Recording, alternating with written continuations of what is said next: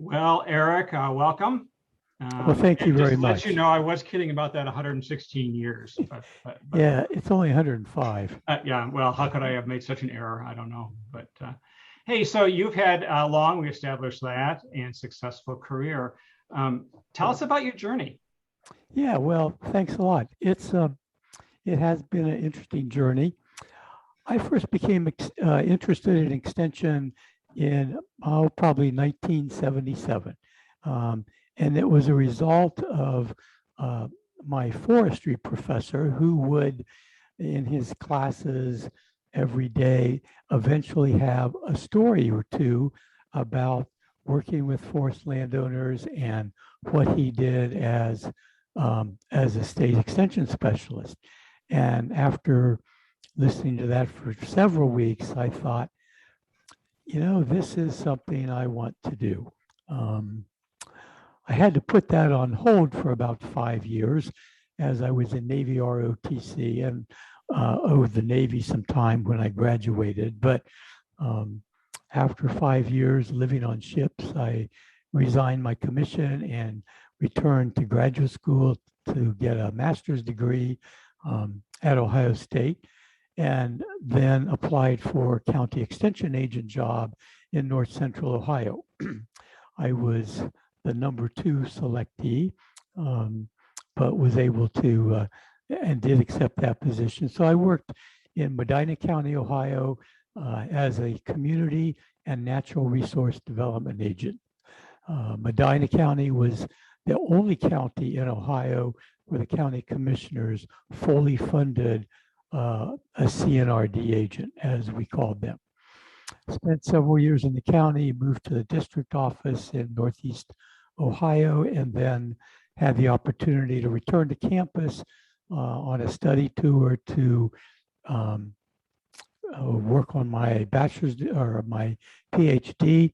When I graduated with that, I had an appointment in extension as a state specialist in natural resources and also a state program leader in natural resources. Along about 2000, I had the opportunity to go to Washington, D.C. On a one-year temporary assignment to work with my predecessor on the forestry title of the upcoming Farm Bill. The Farm Bill is where programs are authorized, and the forestry community in DC was very interested in having a forestry title. So I went to what was NIFA's predecessor, the Cooperative State Research, Education, and Extension Service, for a year. Decided that if I could find a job in DC, and even with that agency, I was ready to do something different. So there was a job announced. I applied and got it. And so I was hired as a national program leader at CSREES. Fast forward, the agency became known as the National Institute of Food and Agriculture. Fast forward some more, the Secretary of Agriculture in the previous administration decided to relocate NIFA and the Economic Research Service outside of the National Capital Region, and they landed in Kansas City. Moving to Kansas City was not in the cards for my wife and I, who had been in DC for 20 years. So I applied for and was offered a new position in NIFA called National Science Liaison. And that's a group of about 10 of us scientists that remain in DC to ensure that NIFA has a science presence there to welcome and host our partners, such as you all, if and when you come to DC when things are moving again, and to advise the director on various policy issues. So that position started about 2 years ago. I had to give up my national program leader work with the RREA program and National Extension Forester, but we have hired a replacement, so we'll be introducing him to the system here very soon. So I work out of Washington, D.C. I reside in Annapolis. And just today we got an email from the secretary laying out the plan for the return to work. So that had hoped to be October 1st, but it looks like they'll start that in December, and in the first few months of 2022, expect to have all of us back at our desks. So things are moving along in that regard. So Dean, that's pretty much the story. I feel like in many cases I was at the right place at the right time. Not to say that everything had just been, happy-go-lucky happenstance, but also, one has to look for opportunities and create opportunities. So I've been fortunate to be able to do that. And I'm in a great position here with the agency and here in Washington, D.C.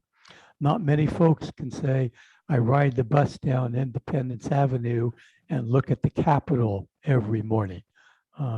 It really is a special city and a special place to work. I think you're muted.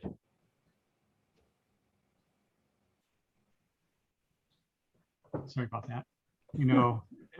Eric, the one thing I like about your career path is that unlike so many who are in national roles, you started, right in the county level, doing county agent work and worked yourself out to national leader. It seems like so often our national leaders come from another path through academia or from other way without having had that on the ground experience. So yeah, that experience has been extremely helpful. I've sat in meetings at the agency for many years and heard ideas come up that people gravitated to and was able to say, just let me tell you how that will play out at the county level or at the state level. There weren't and aren't many of us that are able to, bring that perspective to bear. So it did raise some eyebrows from time to time in terms of what seemed to be a good idea was not at all a good idea. Yeah. So what's changed in natural resource extension since you're more, I don't know if youthful is the right word, but earlier days, how's that? My earlier days, geez, I think a lot of things have changed. Well, one thing, when I started out as a county agent and am a forester by training, natural resources, to my recollection, were viewed in a much more utilitarian, having a utilitarian purpose. In forestry, for example, we talked to forest landowners about growing timber and wood products and how to manage for timber and income, all those utilitarian kinds of purposes. Today, at least in forestry, and I would say probably in many of the natural resource disciplines, we have a much broader perspective of the full range of services provided by ecosystems, and also expectations from our clientele to be able to talk about, I use forestry as an example, to talk about forests beyond just how many board feet there are on an acre of their forest land. And I don't recall an overarching issue in my early days, such as we have today with the climate change discussion. It permeates many conversations, many extension programs, the likelihood or the actuality of impacts on the ground. I don't recall us having that kind of a big issue that we needed to figure out how to work with an extension. Also, I guess I would say the issues tying into that just seem to be more complex and more multidisciplinary. And certainly the delivery methods for our programs have changed. And that's not just a result of the pandemic, I don't think. Um, Part of that change is a result of the changing demographics of our clientele, their life demands, and their ability to, well, not only ability, desire and expectation to learn when it's convenient for them. Coming to an every Wednesday evening 2-hour workshop on forest management for 7 weeks, which many of us used to do, is just not possible or even a reasonable expectation. So we're delivering our programs in a very different way, and I would say in a very different context also. One thing I think we do more of today is I think we do a lot more of answering questions of the moment and have less opportunity to really engage learners. It seems like many just want an answer right now for their problem right now, and they're just as likely to have the same question next year as they have this year. And so the opportunity to really go beyond just giving information and really teaching, I think sometimes is much more difficult given the day and age, if you will.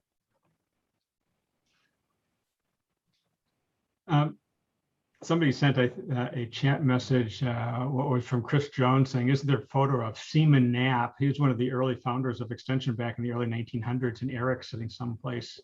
I don't think there's that, but if you look behind me, I still have I don't know if you can make it out. It's that old Norman Rockwell picture of the county agent. And I think I got that early in my 103-year career in Extension. And I think if you look carefully, you can see Eric in that picture from back then. But yeah, it is easy to kind of romance about something that was somehow better in the olden times with in Extension in the early days. Was it better 30 years ago? You say, was it better? Mm-hmm. Oh, I don't know that it was better. It was different. And different, I think, doesn't connotate right or wrong or good or bad. I just think it was different than it is today. And I think probably in 30, 40, 50 years, some will look back and say, oh, was it better back in the early 21st century? I don't have that answer, but it is different. Mm-hmm. Do you miss anything about those times? Oh, you know what? I think I miss, well, first of all, there's some things I miss about my current position, and that is, I don't have in this position the contacts that I had with clientele groups and the folks that I was working with, such as I did when I was working at the state or district or county level.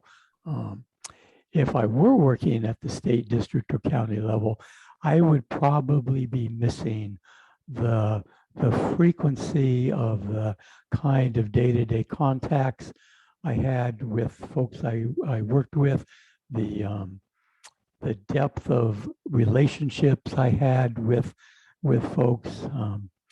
I remember doing a lot of pond management clinics when I was a state specialist in Ohio, and I would, I would do 8 or 12 of those during the spring season, and inevitably somebody would walk up and say, "Hey, Eric," and they'd start chatting about last year's pond clinic, which was great, but I didn't have a clue who they were. I wished I'd mastered some names. I could recognize faces, but it was just nice to have, even if I didn't know names, it was nice to have folks out there that knew what I did and what we did in Extension. Mm-hmm.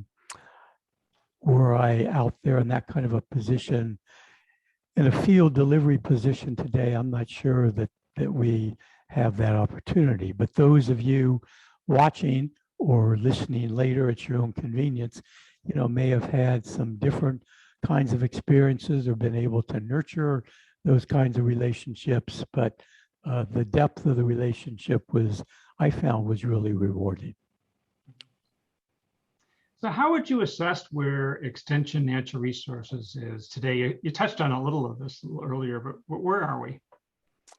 Yeah, I think, you'd probably expect to hear this from a natural resources person, but I think that there is a much greater appreciation of the role of extension in natural resources and environment. I participate in a monthly conference call with the North Central Ag and Natural Resource Extension leaders to give them an update about what's going on at the agency, et cetera. And on a recent call, one of those Ag and Natural Resource Program leaders said, quote, "I am dealing with natural resource issues more than ag issues. It seems like everything that is pressing is about a natural resource issue." That was pretty stunning for me to hear from an Ag and Natural Resource Program leader.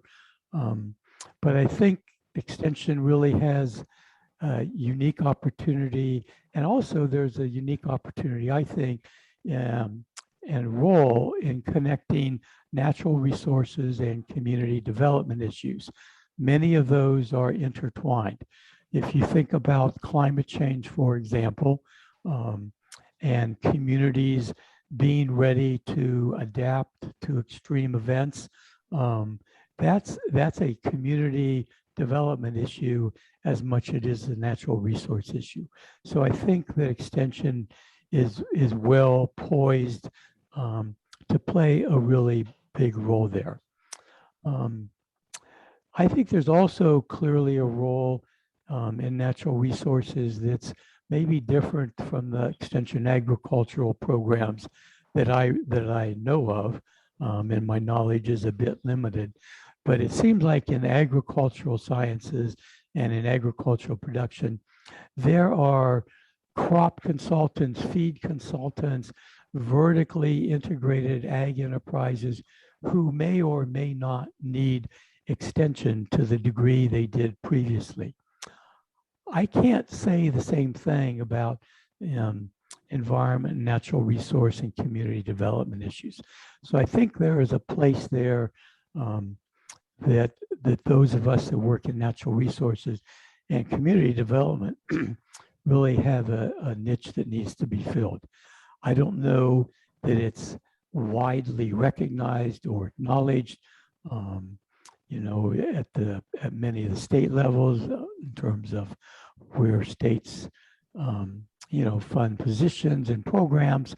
But I think, to hear an ag and natural resource program leader who's really an opinion leader amongst that group say what he did, really caused me to pause and think more about what we can do, need to do in the natural resource arena.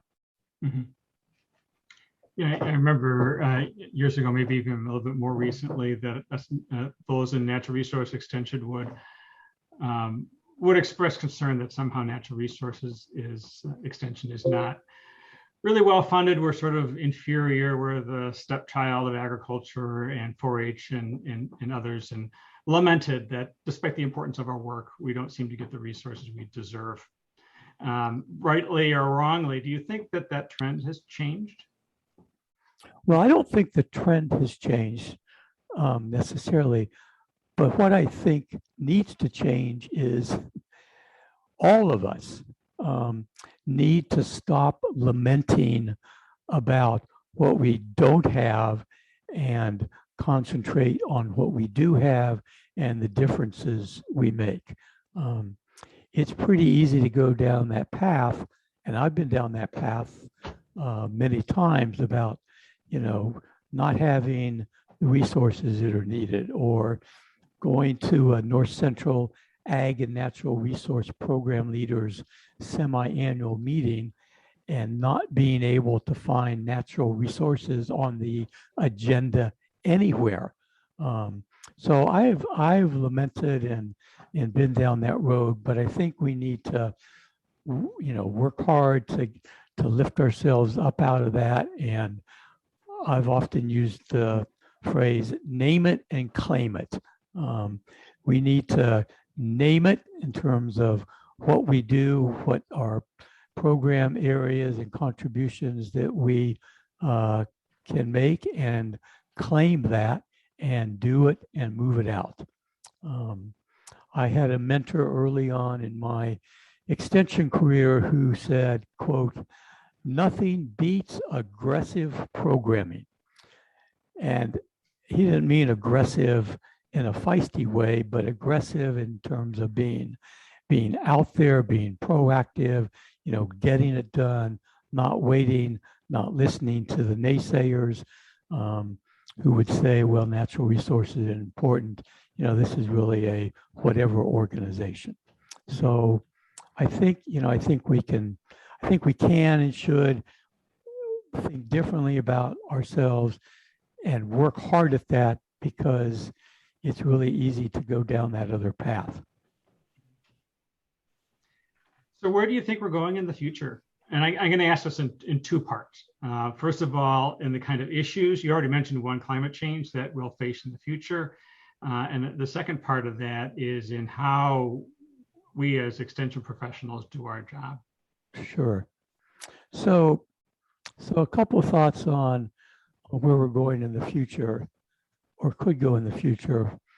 And before I comment, I'm going to say again, these are just Eric's thoughts and ideas. This is not what USDA policy is or what USDA thinking is, but from working at different levels in extension over the years, I just think there are some things for us to think about.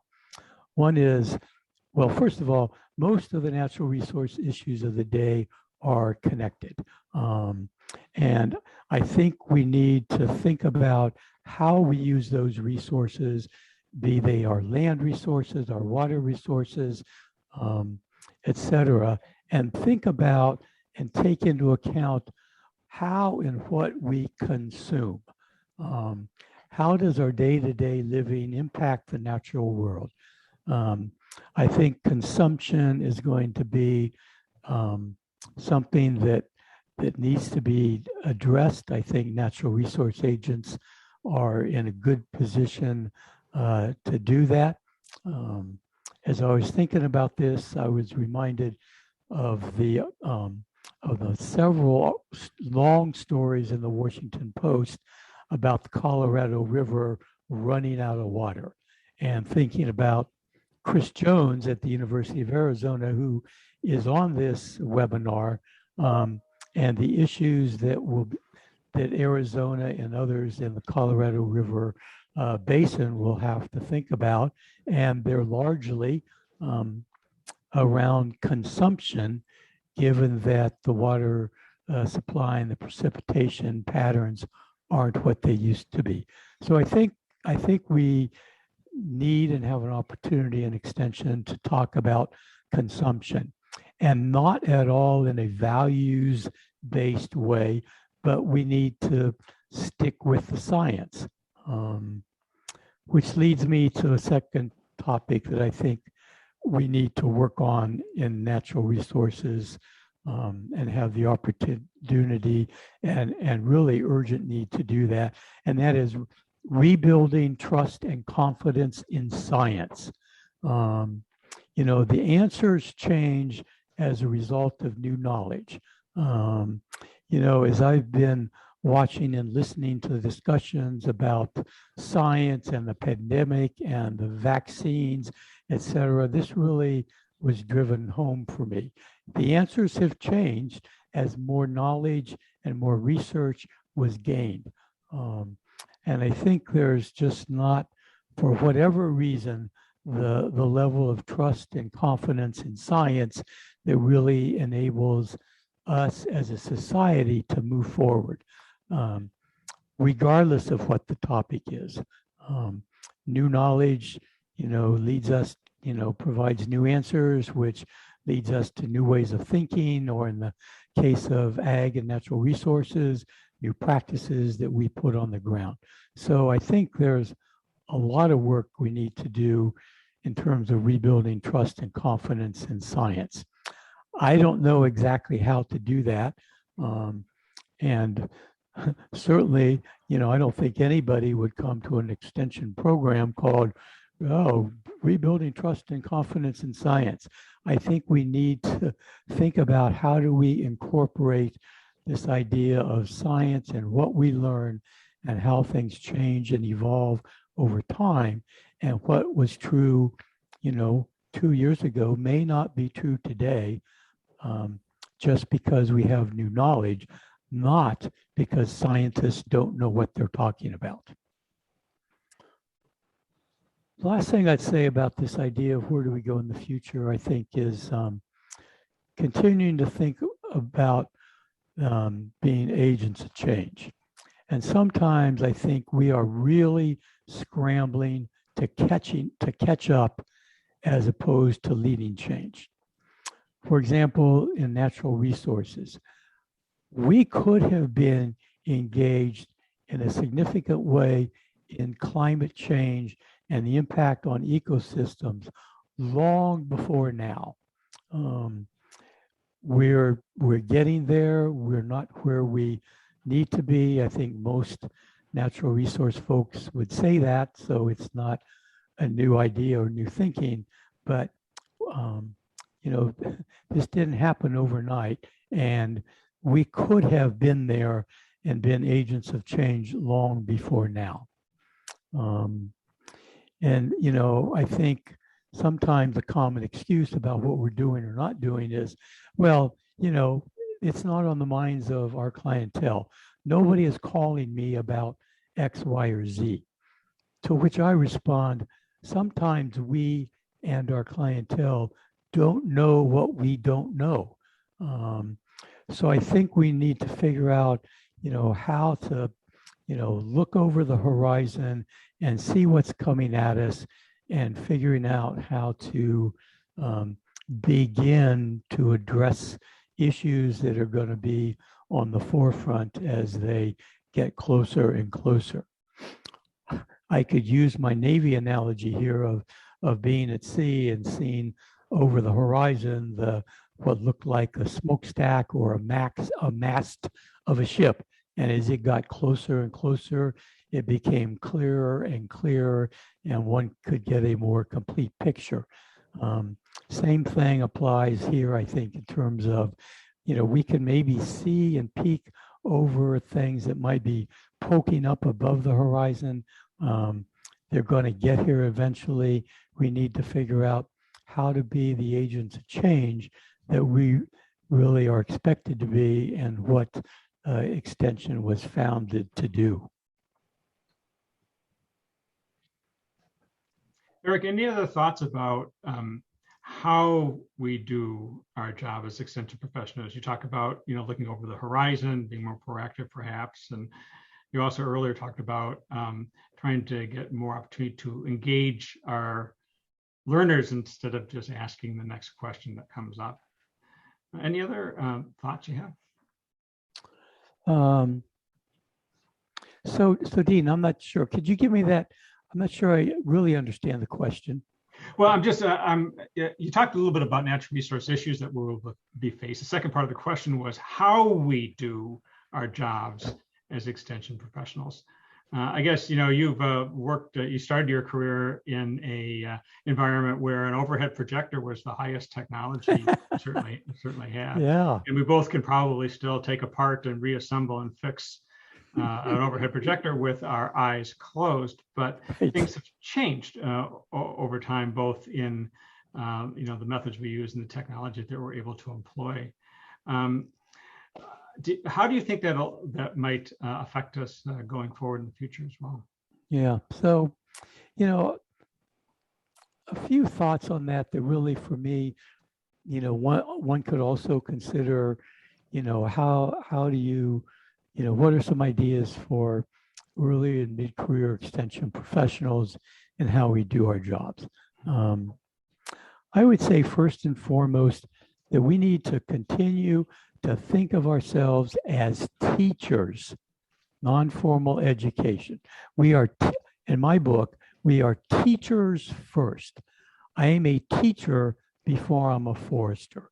And in extension, we are teachers.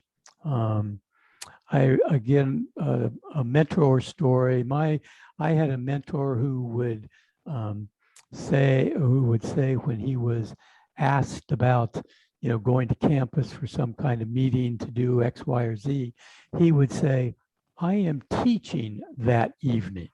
And campus folks would say, "What do you mean you're teaching? You don't have a teaching appointment."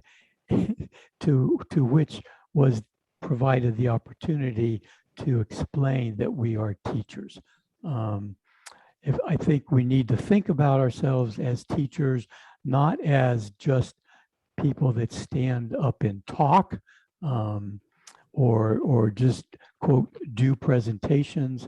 Hopefully, as we're doing any of that, we're teaching. And I think we need to think about how to become the best teacher we can be, and others can help all of us do that.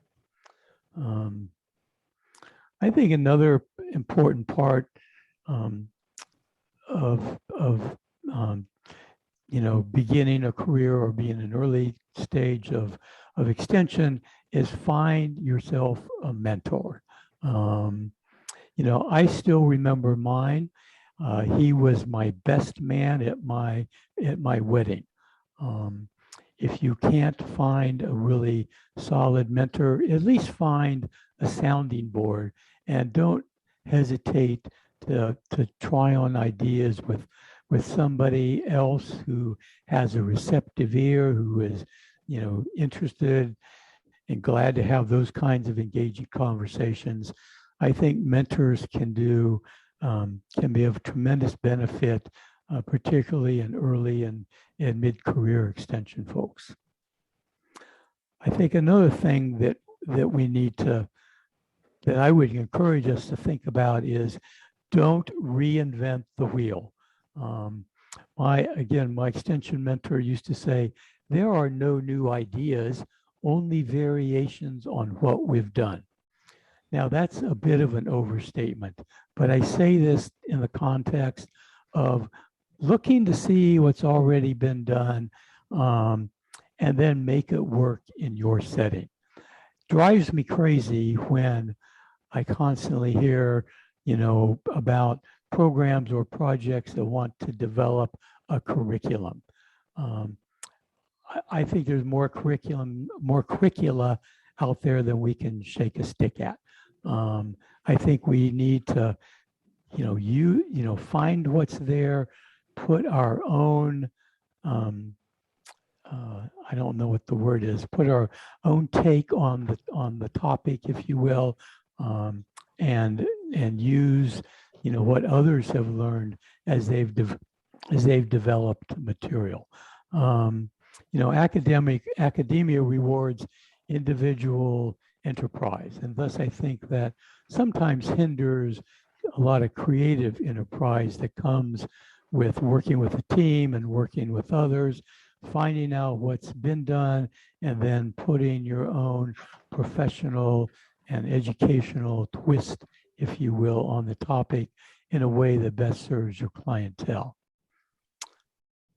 I think next to last thing I would say is take full advantage at your university of whatever opportunities you have for professional, academic, scientific development, be it sabbaticals, study tours, or fellowships, whatever your university might call them, and whatever is available to you as either with a faculty appointment or non-faculty appointment. The world will not come to an end when we take time off to expand our learning and our experiences so that we can better serve our clientele. So we should not let those opportunities pass us by. And the last thing I would offer up, Dean, is we need to read. We need to continue to stay on top of our discipline, not only our natural resource discipline, if you will, but also adult education, extension education, extension processes, etc. I think when we stop reading, we stop growing. So I know that's a hard thing to develop a habit for and find the time to do that given all the other demands. But I think we've, got to read. I make a point of spending a little bit of time on that a couple times a week, but it's the only way I know of to stay current and up to date. So Dean, I guess that's my well has run dry. So I'm. No worries. I have another 40 questions here, so we can wait for the next 15 minutes. I don't know that I got 40 answers, but no, on your last point, it's been fun so far. Yeah, on your last point, there's lots of stuff to read. I mean, you can read research. You can go. What's your go-to place? I mean, what kind of things do you read? Okay, so I'm a forester by training. I'm a member of the Society of American Foresters. I'm a certified forester, which is a certification that professional organization offers. It requires 20 or 30 hours a year of professional development. One way to get that is to read articles in the Journal of Forestry and take a quiz, send it in, and if you pass, you've earned continuing forestry education hours. So that's one way I stay on top of the at least what's happening in the developments in forestry. So it serves two purposes, I guess. It helps me stay current, and I get my continuing ed hours by doing a quiz and sending it in. I do want to ask you a question about climate change in just a minute, but for those of you who have 27 folks with us today, if you do have a question of Eric, remember, we're not talking about USDA policies and so on, put it in the chat, and we do have, maybe about 10 minutes left to visit with Eric. But I know, Eric, over the past several years, at least, you've been really passionate about the need of extension to be involved in climate change. And we sort of are a little bit behind on that. What are some of the examples within extension land that you've seen that really impress you in the way that folks on the state or local level have tried to address climate change education? Yeah. Oh boy, that's a bit of a tough one. I've observed and have seen how some folks have talked about it. For example, I remember many years ago, a national forest, woodlands, and climate change conference in Flagstaff, Arizona. There were a lot of extension folks there. There were landowners there and other, quote, sectors of the forestry world were there. And one of the ways that the discussions started was, what have you seen change on your land? It was a different way of getting, in this case, landowners to think about their land.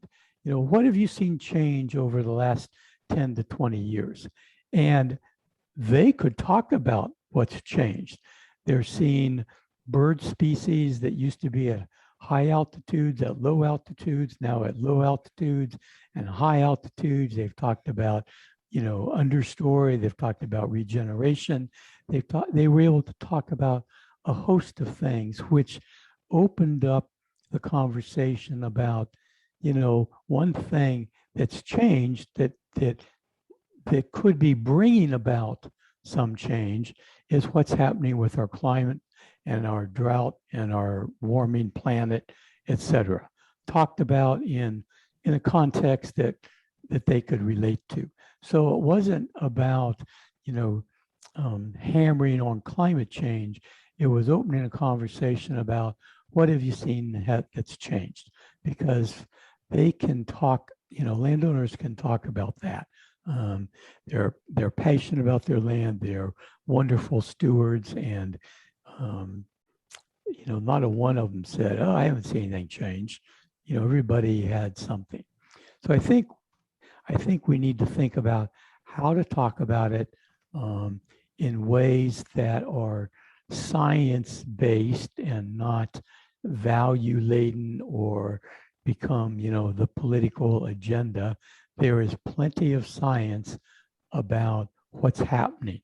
And so that's what we need to stick with.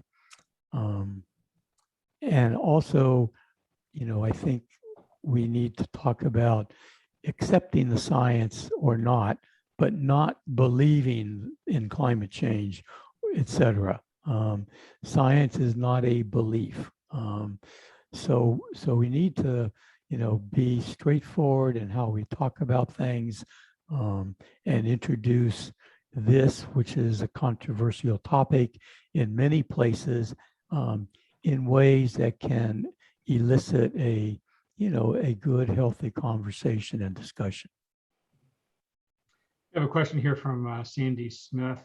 Of course, Eric, many of us got to know you first because of your involvement with RREA, which is Renewable Resources Extension Act funding for many years. That's been a game changer, especially for some forestry programs for many states. Did you start the program? And so Sandy was wondering, tell us about the beginnings of the RREA program. Sure. Well, I did not start the program. You know, it was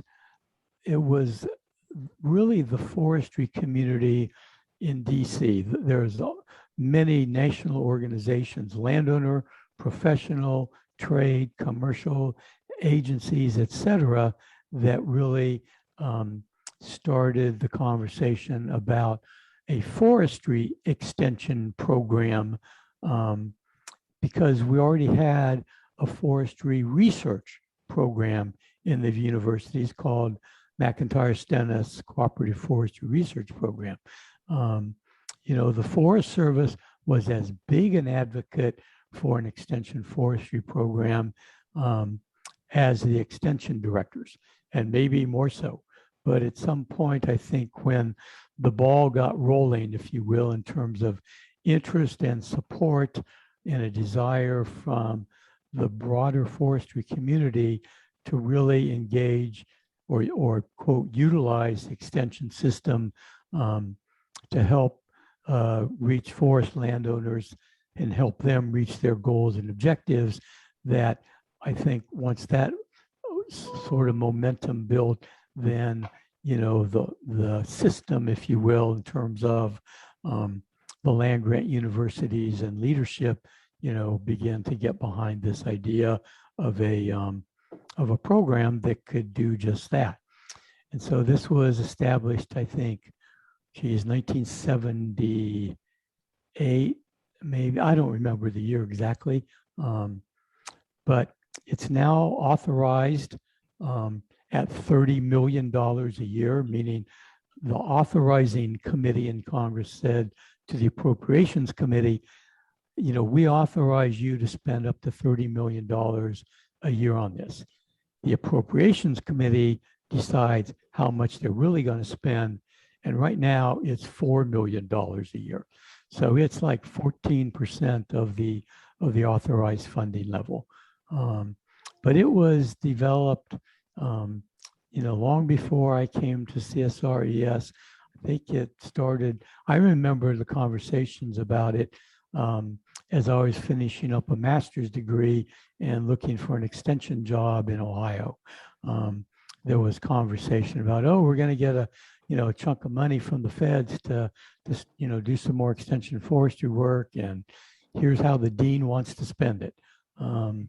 But it was a broad group of stakeholders that really moved the idea forward and then got the land grants to buy into this. Great. Well, Eric, any other parting comments or thoughts? Boy, I don't have any parting comments or thoughts. I would say to you, all of you, would love to see you in DC if and when you're able to come.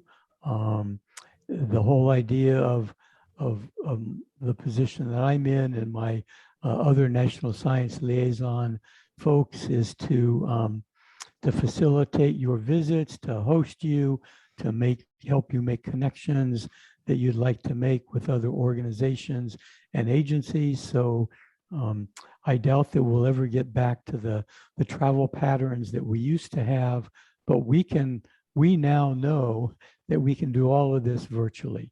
So I would say, first of all, utilize your federal partner to the extent that you need and want to. And all of us there will do everything we can to help you with whatever you need. And on an individual basis, I would say to each and every one of you, I'd be glad and would enjoy a conversation by phone, by Zoom, by email.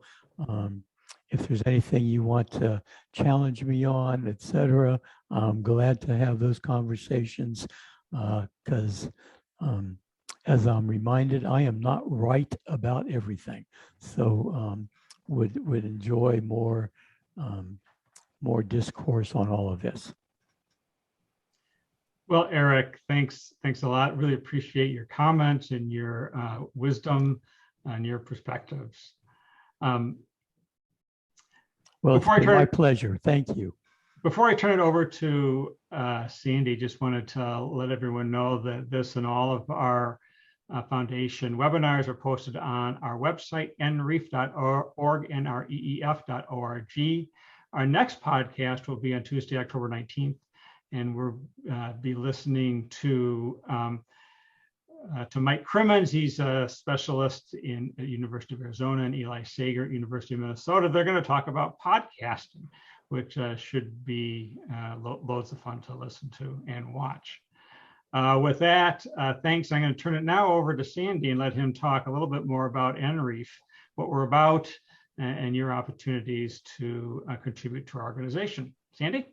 Okay, thank you, Dean, and thank you, Eric, so much. I didn't know you had started at the county level, and it explains everything because you've always spoken as one who understood people and with great kindness and consideration towards all the people you worked with. Thank you. I have to switch gears and just tell you a little bit about NREEF. I know sometimes people are confused of who we are, and let me just explain our relationship with ANREP.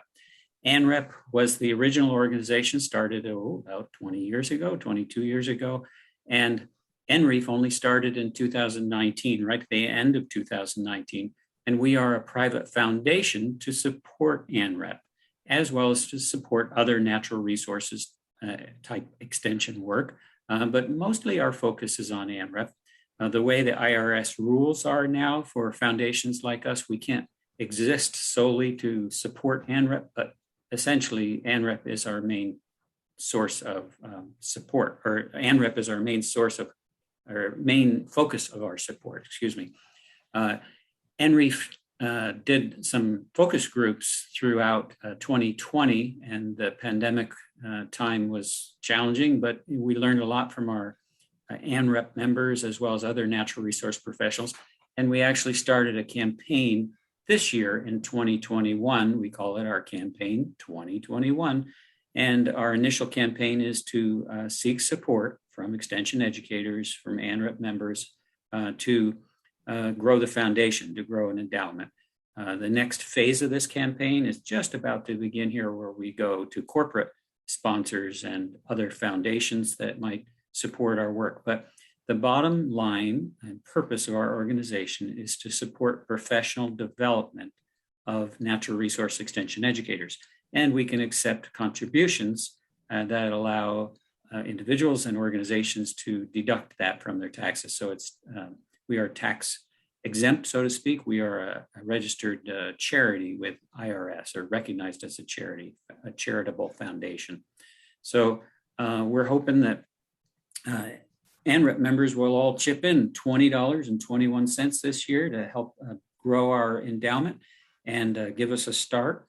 I think you can find out a whole lot more about us just by going to nreef.org, and you don't have to put that /give there. But if you just go to nreef.org, you'll see who we are in terms of the trustees. Really, we aren't an organization where you become a member. We just have trustees that are planning the campaign as well as planning our future focus and such. But professional development of natural resource extension educators is really our reason for existence. And before, ANREP was not able to accept donations, or they could accept donations, but they couldn't give any kind of a charitable deduction to anyone. And they also weren't solely focused on professional development for natural resource educators. So that's kind of who we're about. All of your other professional associations have foundations like us. We're just the new kids in town, so to speak, by forming. Actually, it took a couple of years to form ourselves and then get the IRS recognition. So if there's any questions, I encourage you to, somebody says, Sandy isn't convincing enough. Can you watch this short video? There you go, Lara. So Lara is one of our trustees, okay? And so is Dean. I did see Chris Jones on. I bet there's another trustee or two that I've missed. If you're interested in being a trustee with the foundation, because it's several of us that will be rotating off, I will be this year, we would love to have more people involved. We can have up to 9 trustees. Right now, we only have 7. And we love people that are interested in seeing the potential of a foundation, as well as helping us chart the course for fundraising, as well as for the kinds of things that we'll fund. The first thing we funded last year was ANREP's annual meeting, which was virtual, and we'll be involved in funding the Kalamazoo meeting so that it keeps the cost down, but also provides some special opportunities. These monthly webinars have been a lot of fun. We're getting a great attendance here. I think next month should be really interesting. I know I'll be there learning more about testing. That's all I have to say. Thanks, Dean, and thank you so much, Eric, for joining us today. Lara posted a link to the cool sticker you get. Here's what they look like for contributing as a founding contributor. It can go on your water bottle. You can put them on eBay and get a whole bunch more for them than the $20.21, I'm sure. So anyhow, that's a bonus for contributing this year, as Sandy indicated. Yeah, Dean, I will say the easiest way to give is just to go to our site, and you can pay with a credit card. But also, you can set us up as your charitable foundation of choice when you do Amazon shopping. When you go Amazon Smile, right? Amazon Smile, you Google that and go into your account. And it doesn't change the price of anything you're purchasing. I've thoroughly tested that because I always kind of wondered. But I think about 2% or something comes back to the charitable foundation of your choice. And so you can choose the Natural Resources Extension Education Foundation. That's what we stand for. And no, we're not related to reefs in the ocean, as some people might joke about us, but we're just, that's the way our acronym worked out. So yeah, Lara just had another good message there. She's a very active trustee. Thanks, Lara. And I think Ramona was with us today too. So you go see our pictures, the trustees' pictures. There's only 7 of us right now. And one of our trustees is always the past president of ANREP. That's kind of the way we're structured. And that's Lara right now, the past president of ANREP. So we thank you everybody for joining us today. We tried to keep it on time here and close to it. This was just a lot of great wisdom from Eric, who's been around a long time. And for those of you that knew him and know him, you know, he's very approachable, very accessible. And if you didn't know, Eric is a friend to all of us, and he's always willing to give good advice, especially from the Washington perspective. He really knows what's going on there, but he knows what happens in counties and states. So with that, Dean, and well, thanks again, everyone, and enjoy the rest of your day. okay, thank you. We'll see you next month. Thank you again, Eric.